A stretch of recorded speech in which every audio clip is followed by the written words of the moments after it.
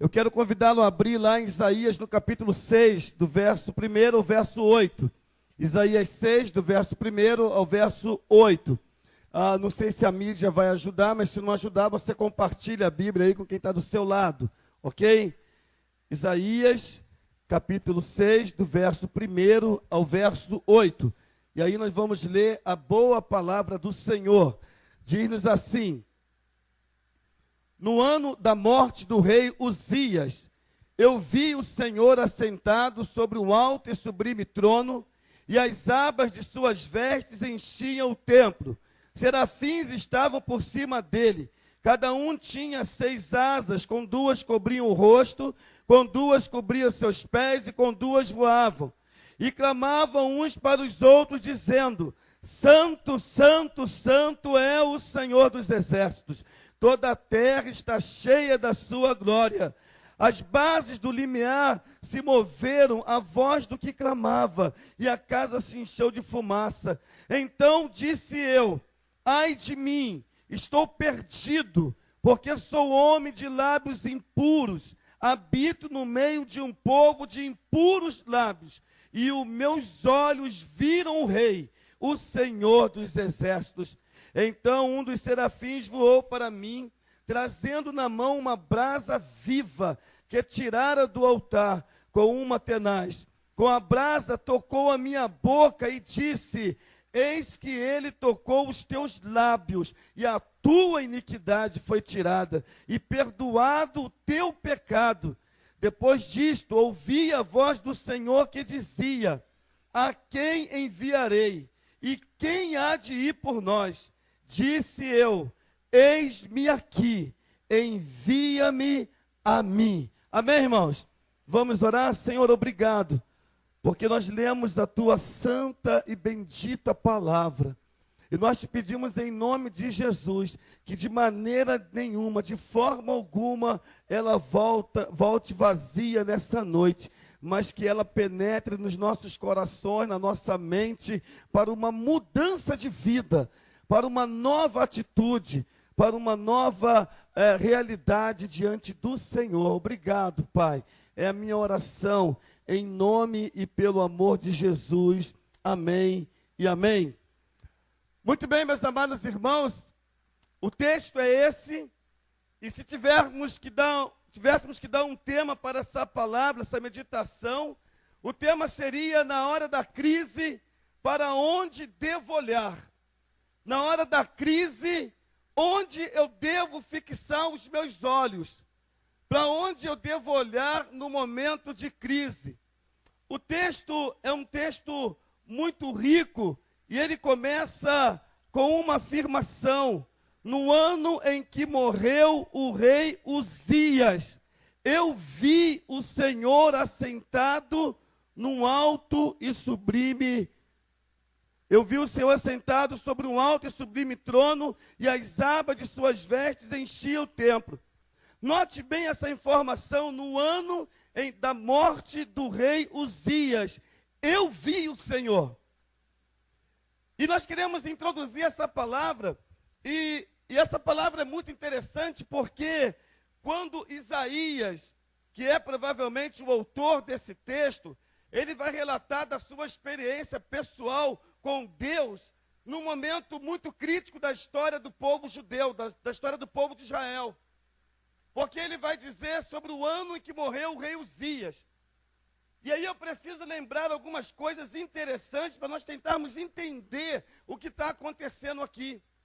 O rei Uzias foi um dos maiores reis que haviam governado o povo de Israel. Ele começou a governar com 16 anos de idade. E ele governou Israel por cerca de 52 anos. Durante o reinado do rei Uzias, o povo de Israel, o povo judeu, prosperou muito. Porque o rei Uzias, ele era um rei que, segundo a palavra de Deus, a história dele, lá em 2 Crônicas, no capítulo 26, vai nos dizer que ele foi um rei que fez aquilo que agradava ao Senhor. Ele fez aquilo que agradava ao Senhor, ele fez aquilo que alegrava o coração de Deus. O rei Uzias, ele fortaleceu o povo de Israel, ele construiu muralhas, ele construiu cidades fortificadas. Esse rei recuperou portos. Esse rei, ele alargou a agricultura do país. Ele foi um rei muito importante porque ele levou o povo a adorar a Deus. Ele destruiu os ídolos. Ele chamou o povo para arrependimento e para entregar a sua vida a Deus. Foi um tempo de paz. Foi um tempo de paz. Foram 52 anos de muita tranquilidade, de muita paz, de muita prosperidade. Foi um tempo em que o povo, ele estava ganhando as guerras contra seus inimigos. Esse período do rei Uzias foi um período dos mais importantes da história do povo de Deus, da história do povo de Israel. Mas Isaías vai começar falando sobre esse ano da morte, porque ele era um rei tão forte, tão poderoso, que ele ensoberbeceu o seu coração, ele se encheu de vaidade, muita vaidade. E o grande erro dele foi entrar no templo do Senhor. Segundo Crônicas 26, nos diz que ele entrou no templo do Senhor e ele queria oferecer sacrifícios ao Senhor, e ele não podia fazer isso, porque somente os sacerdotes é quem podiam oferecer sacrifício para a expiação do pecado do povo. Certo dia o rei Uzias entrou então no templo e começou a oferecer sacrifícios, e 80 sacerdotes entraram lá e disseram para ele: calma aí, rei, não faça isso, porque isso não é a função do Senhor, isso é a função dos sacerdotes. O rei virou-se para aquele grupo de sacerdotes e disse: eu sou o rei. Vaidade de coração.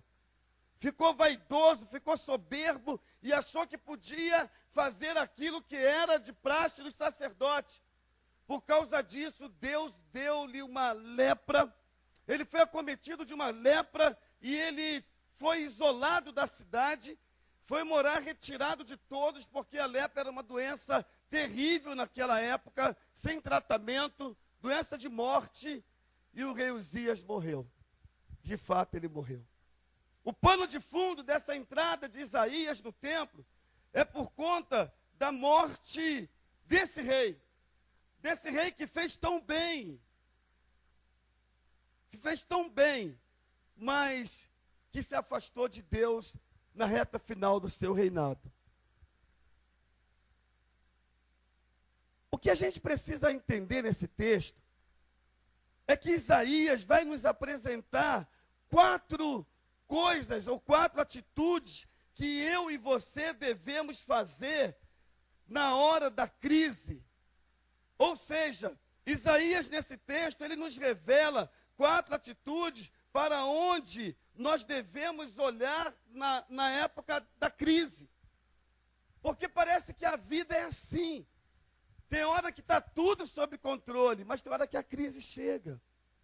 Tem hora que a luta chega, tem hora que os problemas batem a porta, tem hora que as coisas tomam uma proporção inimagináveis e você fica sem saber o que fazer. No meio desse caminhão de emoções, da tristeza do profeta diante da morte de um rei que era amado pelo povo, diante da crise que vai se instaurar no reino de Israel, na cidade de Jerusalém, Isaías, ele entra no templo para chorar, para lembrar-se da morte daquele rei. O profeta Isaías estava vivendo um tempo de crise, porque a sua nação estava de luto. O rei havia morrido, e a nação agora estava num luto absoluto.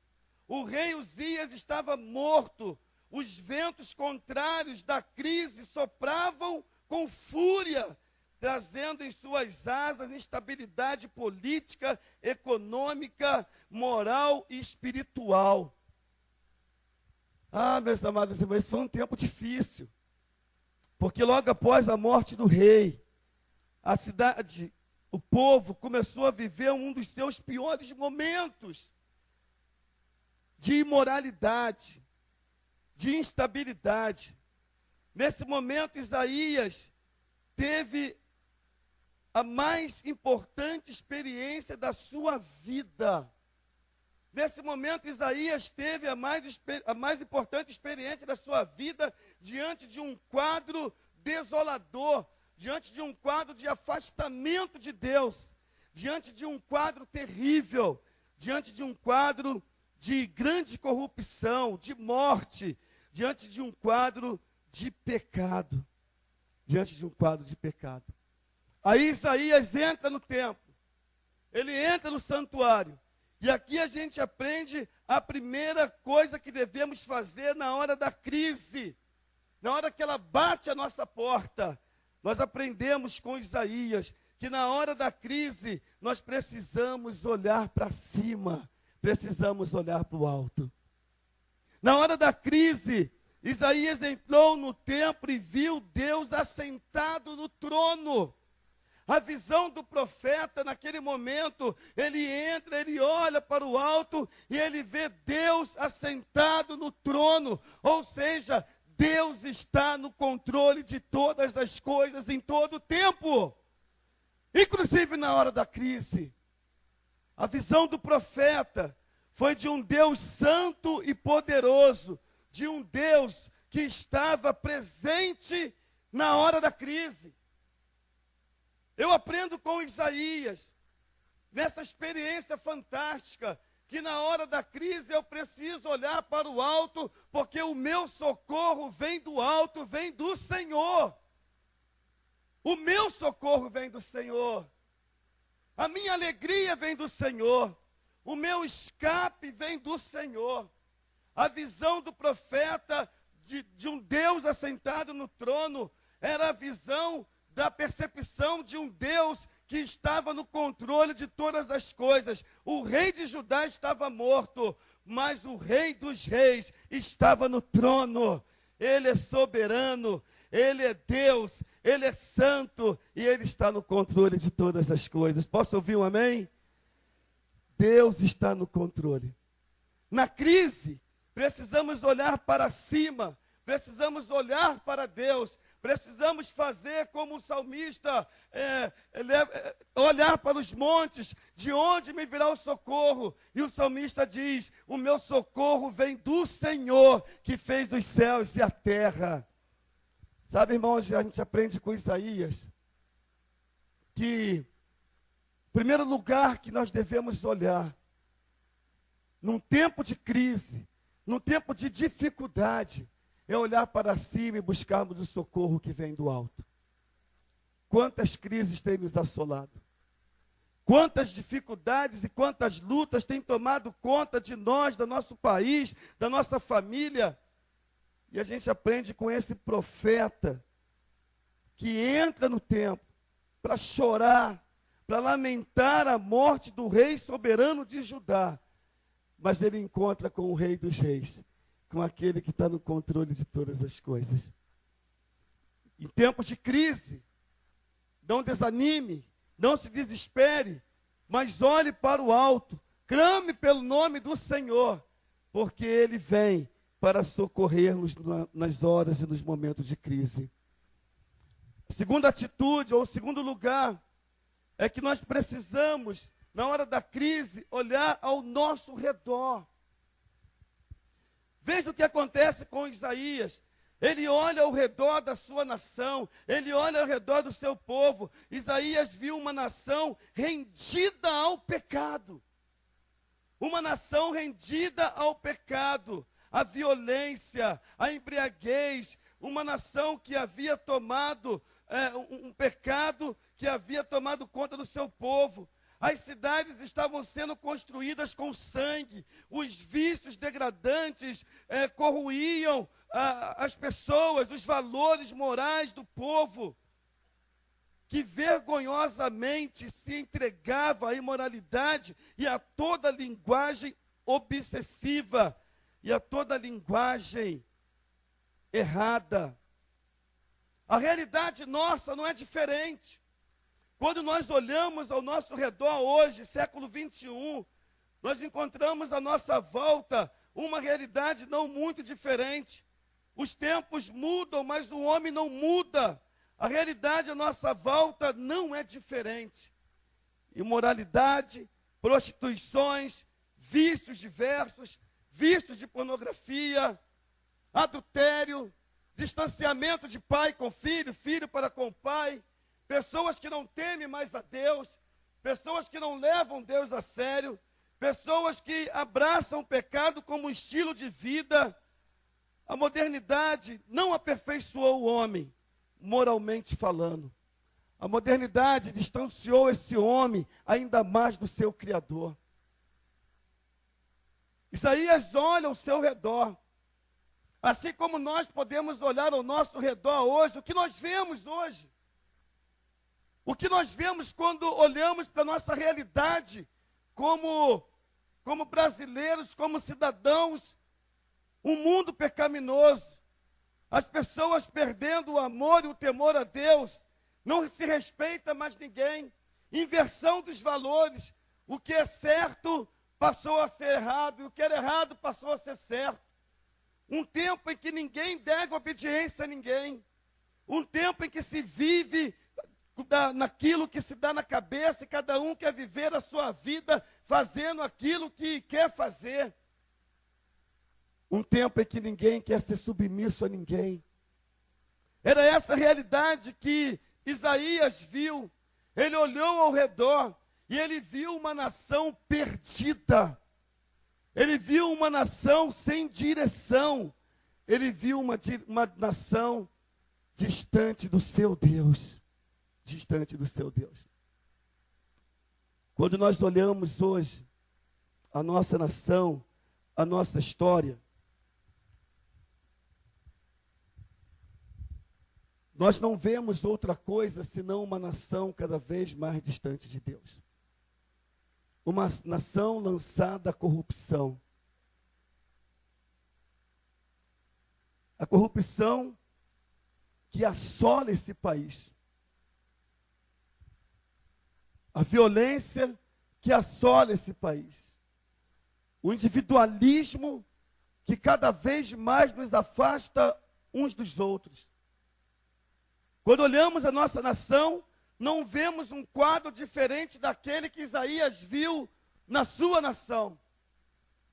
E eu acredito aqui que não somente a morte do rei, mas a situação da nação leva Isaías àquele momento no templo para se lamentar, para chorar.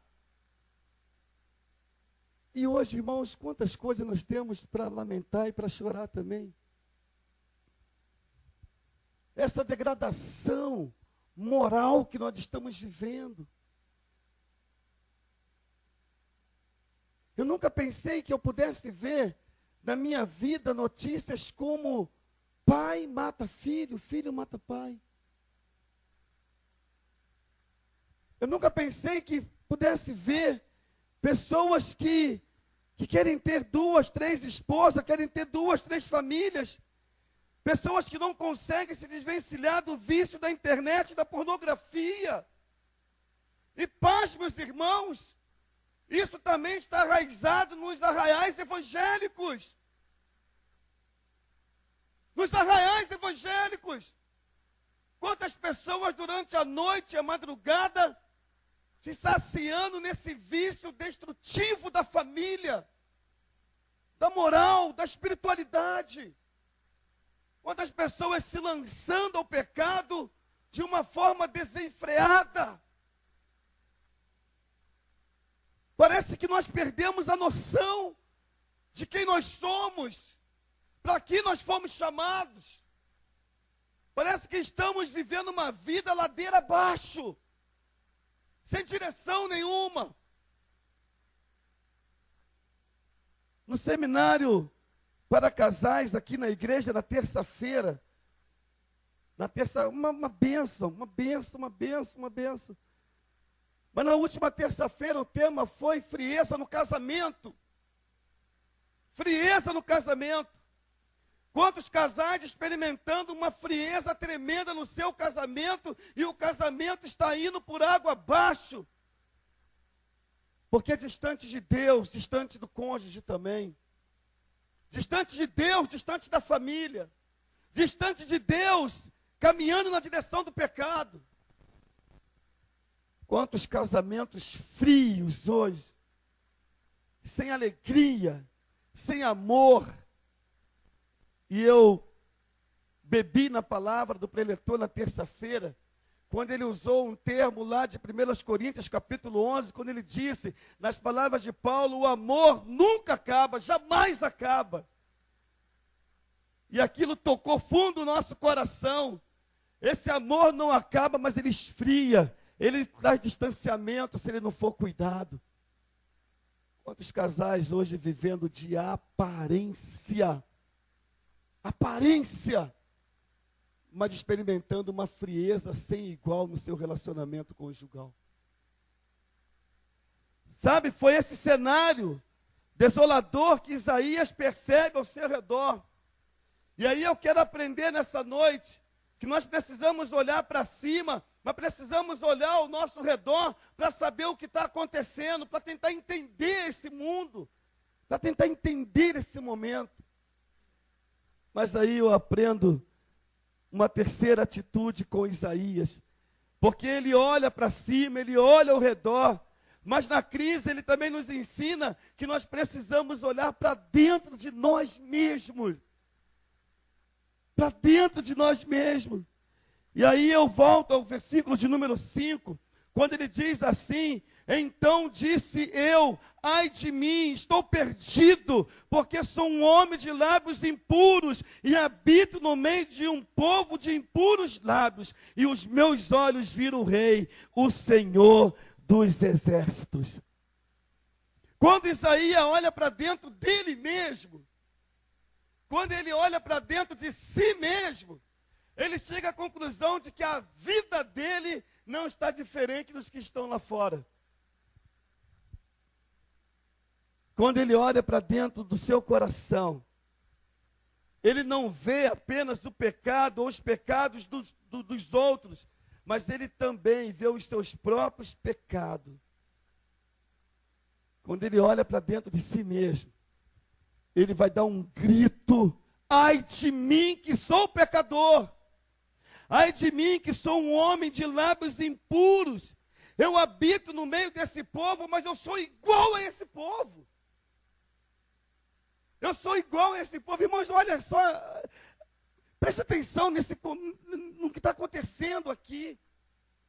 Ao mesmo tempo que nós somos convidados pelo profeta a olhar para o alto, a olhar ao redor, nós também somos convidados a olhar para dentro de nós mesmos. E aqui eu quero dizer que muitas das vezes nós olhamos para dentro do outro e não olhamos o nosso próprio umbigo. Ah, mas como é mais fácil prestar atenção no outro, não é verdade? Como é mais fácil olhar ao redor. Como é mais fácil olhar as dificuldades, as crises, os pecados, a maneira do outro viver. Isaías, ele olhou tudo, mas depois ele chegou à conclusão, ai de mim, porque eu sou igual a eles, eu não tenho nada diferente desse povo. E aqui eu aprendo uma coisa muito importante. Às vezes, nós olhamos e julgamos o pecado dos outros e esquecemos do pecado que está dentro de nós mesmos.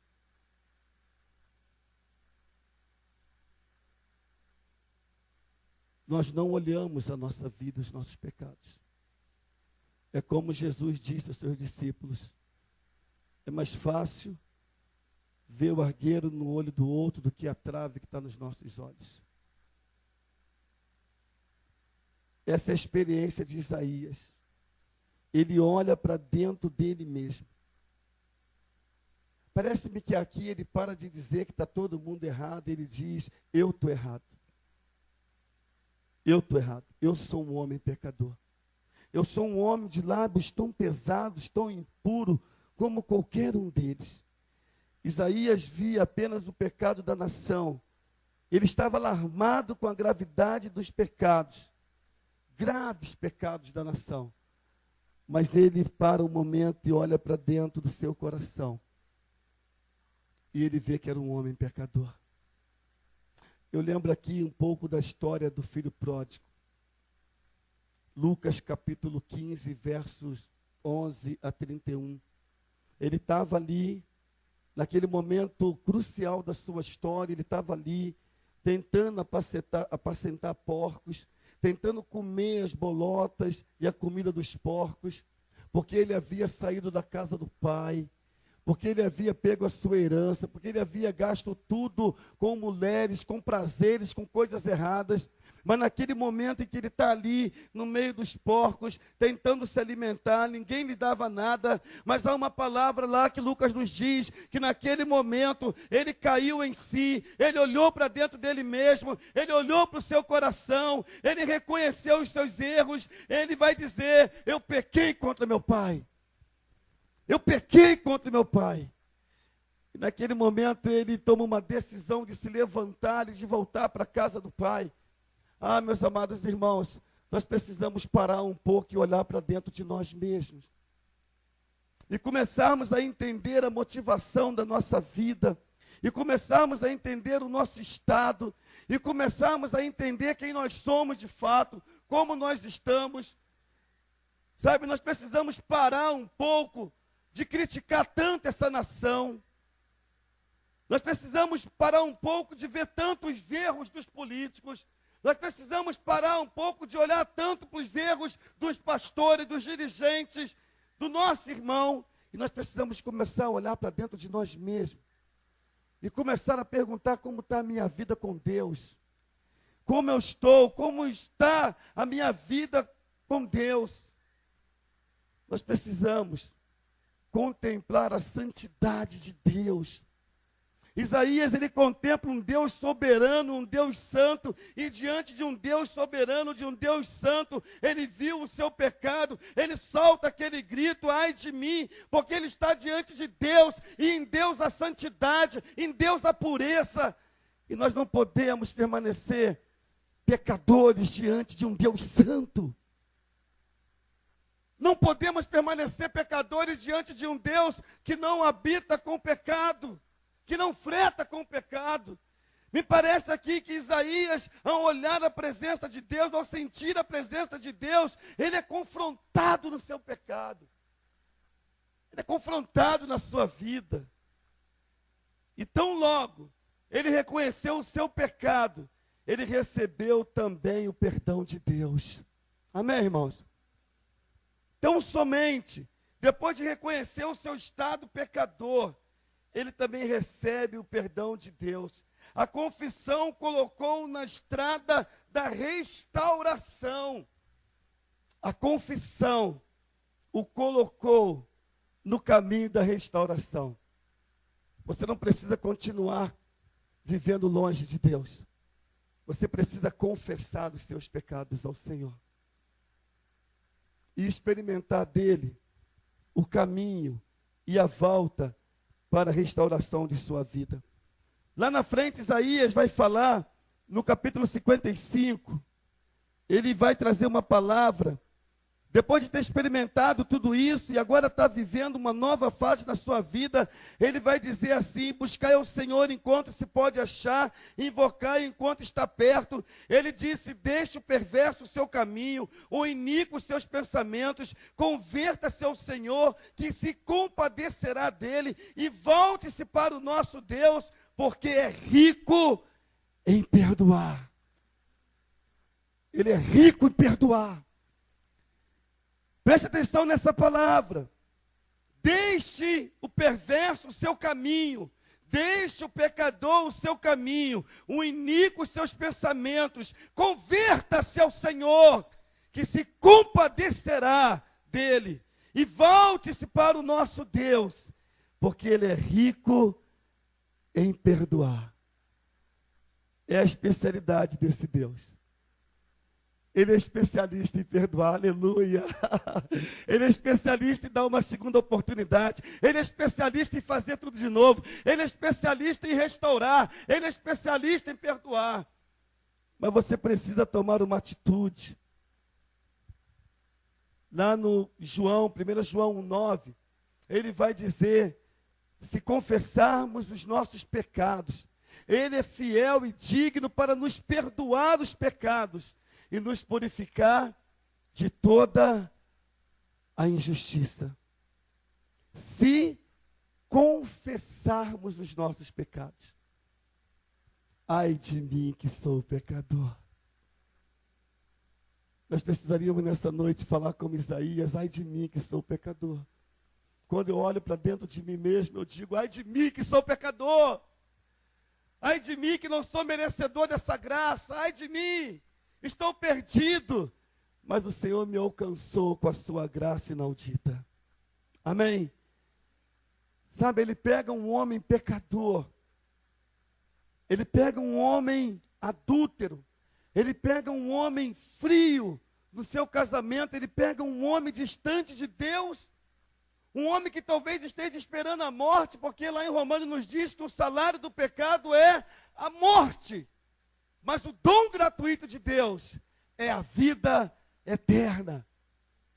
Esse Deus maravilhoso, que nos reconcilia com Ele mesmo. E Ele nos diz lá que o pecado nos traz separação entre nós e Deus.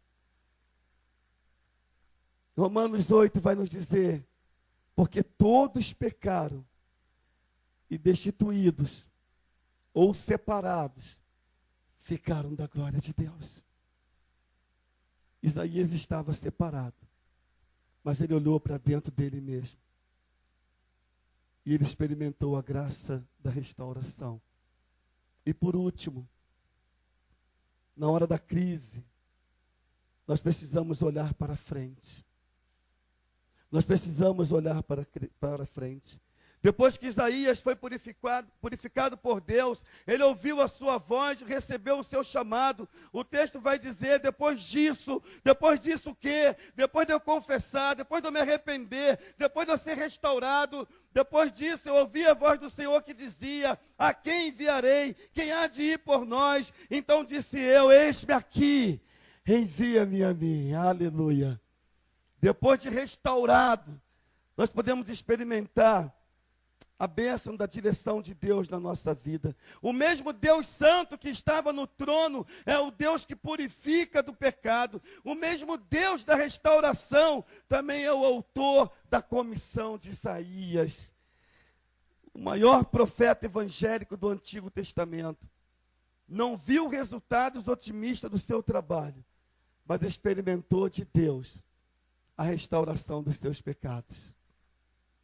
4 atitudes que nós precisamos ter no tempo de crise.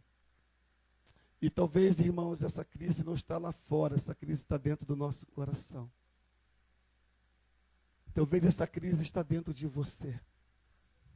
E eu quero encorajar você, nessa noite, a olhar para cima, a entender que há um Deus que está no controle.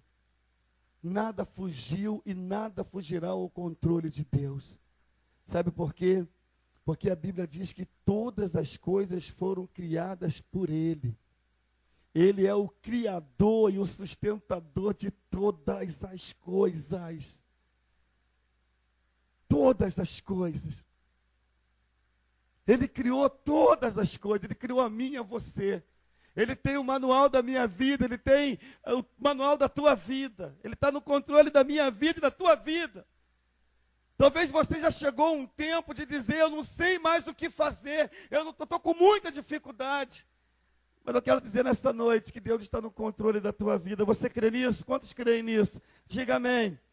Repita assim comigo, Deus está no controle da minha vida.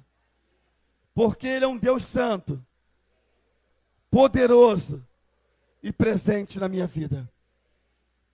Deus está no controle. Aprenda nessa noite que você precisa olhar ao seu redor, entender o que está acontecendo. Entenda que você precisa olhar para dentro de você mesmo. Coisa difícil esse exercício, não é verdade? É muito difícil isso. É difícil demais. É um desafio. Olhar para dentro de si mesmo é um desafio.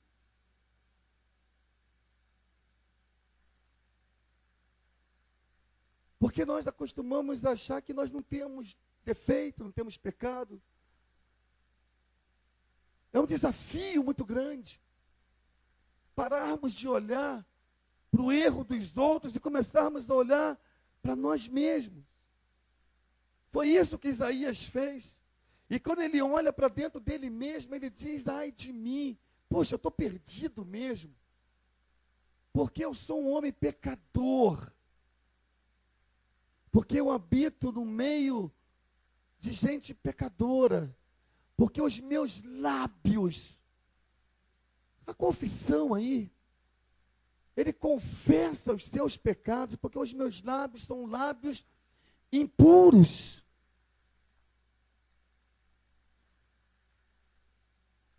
Mas os meus olhos viram o Senhor dos Exércitos. E agora ele olha para frente. Ele faz como aquele jovem da história. Ele olha para dentro dele mesmo. Ele se arrepende dos seus pecados. E ele diz, eu levantar-me-ei e irei ter com meu pai. E eu vou dizer ao meu pai, quando eu chegar lá, pai, eu pequei contra os céus. Eu pequei contra o Senhor. Já não sou digno de ser chamado seu filho. Faz de mim como um dos seus trabalhadores. Mas Lucas vai dizer que o pai, ele sai correndo, abraça o filho, e antes mesmo que o filho pudesse falar alguma coisa a mais, ele então convoca os seus empregados, ele manda matar um cabrito para que fosse feito um grande churrasco e começa uma grande celebração e há uma grande festa e no final o motivo da festa é porque esse meu filho estava morto e reviveu, estava perdido e foi achado, ele voltou para casa e houve uma grande festa, houve uma grande celebração, porque o pecador se arrependeu, porque ele confessou os seus pecados. E porque ele voltou para casa.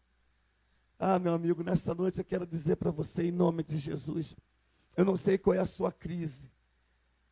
Eu não sei para onde você tem olhado. Eu não sei o que você tem esperado. Mas eu quero dizer que nessa noite Jesus te convida para um encontro pessoal com Ele. Ele mesmo vai dizer lá em Mateus, no capítulo 11, verso 30, vinde a mim todos vós que estáis cansados e oprimidos, e eu vos aliviarei. Vinde a mim, o convite parte dele. Somos tão pecadores, não merecemos nada, mas mesmo assim ele abre os braços para nos receber. E ele nos convida de uma forma suave. Vinde a mim. Vinde a mim para me perdoar os seus pecados. Vinde a mim para que eu restaure a sua vida. Vinde a mim para me escrever uma nova história na sua vida. Eu quero convidar o Ministério de Louvor. Nós vamos cantar uma canção que nem eu sei qual é, mas a Sara sabe. E eu quero nessa noite, antes de você sair daqui nessa noite, eu quero te dar a oportunidade de você colocar a sua vida diante de Deus nessa noite. Eu não sei quais são os seus pecados, eu não sei quais são as suas crises, mas eu sei que o Deus Santo, o Deus que está sentado no trono, eu sei que nessa noite Ele te convida, porque Ele quer restaurar a sua vida. Você crê nisso? Então, em nome de Jesus, eu convido a fechar os seus olhos, a começar a fazer uma oração por você mesmo. Eu não quero que você ore pelo seu esposo, pela sua esposa, pelo seu filho, pela sua filha. Eu quero que você ore agora, ore por você mesmo. Eu quero pedir que você abra o seu coração diante de Deus. Ele sabe de todas as coisas. Talvez você entrou aqui com uma motivação totalmente diferente. Isaías entrou no santuário com uma motivação de chorar a morte de um rei querido, de um rei idolatrado, de um rei poderoso como o rei Uzias. Ele entrou no templo com uma motivação e ele saiu restaurado pelo Deus Todo-Poderoso. Talvez você entrou aqui nessa noite com uma motivação de agradar alguém. Talvez você veio aqui nessa noite porque a sua esposa está cansando os seus ouvidos de convidá-lo para vir à igreja. Talvez você entrou aqui nessa noite porque você não tinha nenhuma outra opção de lugar para ir. Talvez você entrou aqui nessa noite porque você nutre no teu coração a esperança de algo mudar na sua vida, na sua família. Talvez você entrou aqui essa noite com o coração tão fechado, tão duro, que você não consegue nem mesmo olhar para dentro de você mesmo. Você não consegue nem mesmo se confrontar com os pecados da sua vida. Eu, sinceramente, não sei qual é a sua história. Não sei qual é a sua história. Mas sei que o Deus Santo, o Deus poderoso, o Deus que está assentado no trono, o Deus que tudo sabe, que tudo pode, eu sei que Ele pode restaurar a sua vida nessa noite. Eu creio que Ele pode restaurar o seu casamento, a sua família, a sua alegria. Eu sei que Ele tudo pode. Ele pode todas as coisas. Nós vamos cantar a canção. E depois eu vou orar por você. Porque eu creio que Deus quer restaurar a sua vida nessa noite. Enquanto o ministério canta, coloque a sua vida diante de Deus. Fale com Ele. Fale com Ele. Se for preciso, grite: ai de mim, ai de mim, ai de mim, miserável homem que sou, pecador tão distante, ai de mim. E tudo está em ti, por ti vou caminhar, tu és a direção. O sol a me guiar, tudo pode passar, teu amor jamais me deixará, sempre há de existir novo amanhã preparado pra mim.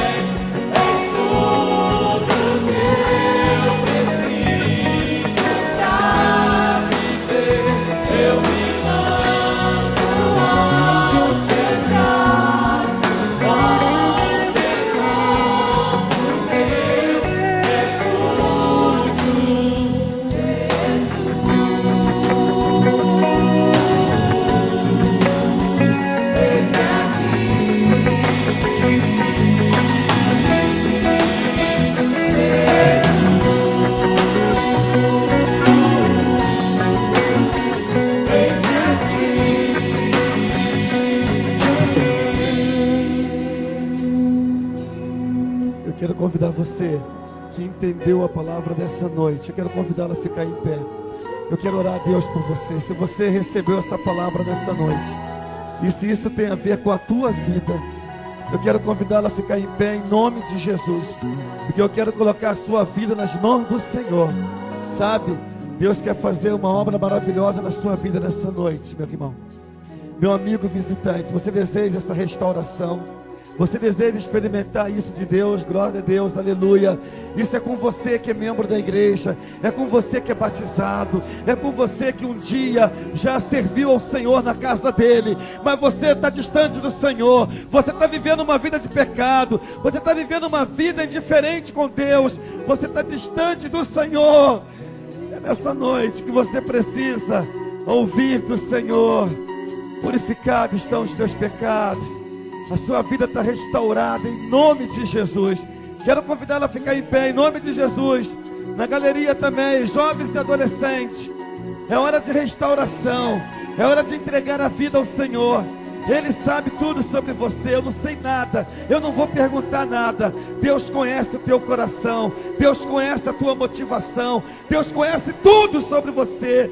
Você não pode enganar Deus, você pode enganar a mim, a igreja, mas Deus você não engana. Deus sabe tudo, Deus sabe os teus pensamentos, Deus sabe as suas atitudes, Deus sabe os seus caminhos, Deus sabe tudo sobre você.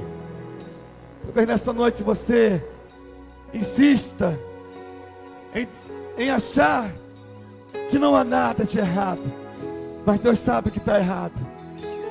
Deus quer motivar você novamente, Deus quer aquecer o teu coração, Deus quer colocar fogo no teu coração, Deus quer fazer de você aquele crente ardoroso, aquele crente consagrado, aquele crente que volta a ter alegria de ler a palavra, de orar, de consagrar sua vida, de jejuar, de subir ao monte, de evangelizar, de adorar o Senhor. Ah, meu irmão, Isaías já era profeta. Isaías já era profeta. Ele já era profeta. Ele já era crente. Deixa eu dizer assim que fica mais fácil. Ele já era crente, assim como eu e você. Sabe? Às vezes nós também somos crentes, até nos batizamos, subimos ali, fomos batizados, mas Deus sabe tudo, Deus sabe que mesmo assim nós estamos distante dele, Deus sabe que nós não conseguimos romper com os nossos vícios, com as nossas dificuldades. Deus sabe tudo sobre você. Em nome de Jesus, nessa noite, eu quero convidá-lo a ficar em pé e a olhar para frente. Você precisa olhar para frente, você precisa olhar para frente, você precisa caminhar, você precisa avançar. Você não pode continuar vivendo essa vida distante de Deus, essa vida mixaria, essa vida sem graça, essa vida sem alegria no coração de servir ao Senhor. Você não pode continuar assim. Deus quer aquecer a tua vida nessa noite, em nome de Jesus. Eu vou encerrar, mas eu quero orar por você em nome de Jesus. Em nome de Jesus, se essa palavra falou o teu coração, foi diante do Deus Todo-Poderoso que Isaías abriu o seu coração. Ai de mim, os meus olhos viram o Deus dos exércitos, o Senhor Todo-Poderoso. A palavra de Deus diz que nós precisamos com a nossa boca confessar. Se nós confessarmos, ninguém pode confessar por você. Ninguém pode consagrar-se por você. Ninguém pode fazer nada por você. A parada é entre você e Deus. É você e Deus. É você e Deus e mais ninguém. É você e Deus. É você e Deus. Somente você e Deus, mais ninguém. Somente você e Deus. Sabe? Essa noite Deus quer fazer isso com você. Aí Deus pegou Isaías e transformou a vida dele. Botou uma missão difícil. Mandou ele pregar o Evangelho. Ele anunciou a vinda do Salvador. Ele anunciou a vida do Messias. Ele foi um grande profeta. Ele foi um homem usado por Deus, porque ele confessou. Ele abriu o seu coração. Ai de mim, ai de mim. Eu vou orar agora, em nome de Jesus eu vou orar. Mas eu quero insistir um pouco mais, sabe? Eu não quero aqui copiar ou beber na água de ninguém, mas eu estou sentindo que há pessoas que precisam dessa aliança com Deus nessa noite. Sabe, o meu coração está dizendo que há pessoas que precisam sair daqui aliançado com Deus. Há pessoas que precisam sair daqui restaurados por Deus, restaurada por Deus, mas ainda não teve coragem de ficar em pé. Sabe por quê? Porque o diabo está assoprando assim: o que vão dizer de mim? O que o pastor vai falar de mim, vai pensar de mim? Irmão, não tem nada com a tua vida. Aliás, me permita e me perdoe, ninguém tem nada com a tua vida. É entre você e Deus. É você e Deus. Se você vai ficar sentado, eu só vou lamentar por você, porque isso é entre você e Deus. Eu só vou lamentar porque você está perdendo uma oportunidade de restaurar a sua vida com Deus, de consertar a sua vida com Deus, de botar a sua vida no prumo novamente, de olhar para frente. Isaías, ele olhou para o alto, ele olhou ao redor, ele olhou dentro dele mesmo, mas ele olhou para frente. Ele olhou para frente. Vamos orar? Senhor, em nome de Jesus, em nome de Jesus, Pai, o Senhor conhece os nossos corações, o Senhor conhece a nossa motivação, o Senhor sabe exatamente como entramos aqui nessa noite. O Senhor sabe quais são as crises da nossa vida, da nossa alma. O Senhor conhece tudo sobre nós. O Senhor sabe, ó Deus, que há pessoas aqui que precisam, meu Deus, de restauração de vida, meu Pai. Mas o Senhor nos dá um livre-arbítrio para que possamos escolher, meu Pai. Meu Deus, em nome de Jesus, eu sei, meu Pai, que há pessoas ainda sentadas, endurecidas, meu Pai, achando que isso não tem a ver com elas. Mas eu te peço, ó Deus, pelo teu Santo Espírito, que o Senhor promova uma revolução nesse coração, que o Senhor incomode, meu Pai, porque a tua palavra nos diz que quem nos convence do pecado, do juízo e da salvação é o Espírito Santo de Deus. Eu nada posso fazer, mas o teu Santo Espírito tudo pode fazer. Então eu quero pedir, ó Deus, por esse meu irmão, por esse meu amigo, que não consegue olhar para dentro de si mesmo, e não consegue, meu Deus, exclamar: ai de mim, que sou pecador. Mas, meu Deus, eu também quero entregar nas tuas mãos, e agora com júbilo de alegria, esses, ó Deus, que se colocaram em pé e estão dizendo: ai de mim, Senhor, transforma a minha vida, muda a minha história, renova, ó Deus, o meu coração. Eu não sei qual é, ó Deus, a história desse irmão que ficou em pé.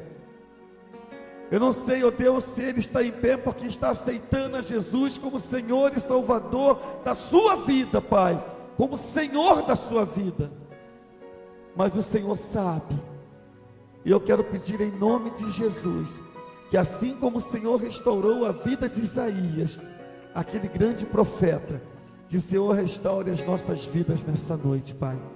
E que teu Santo Espírito encha os nossos corações, encha a nossa vida com o gozo, com a alegria e com a santidade que vem do Senhor, Pai. Com a santidade que vem do Senhor.